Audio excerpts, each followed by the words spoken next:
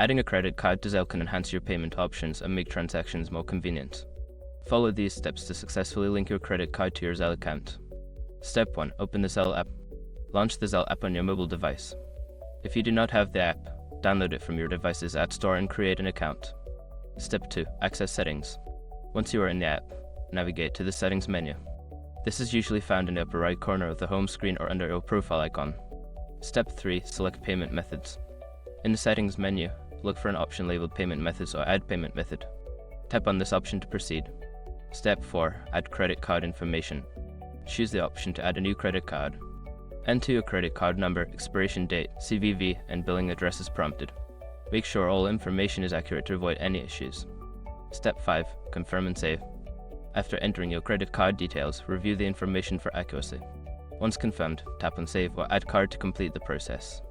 You should receive a confirmation message indicating that your credit card has been successfully added. Now you can enjoy the convenience of using your credit card for transactions through Zelle. If you encounter any issues, refer to the app's help section or contact customer support for assistance.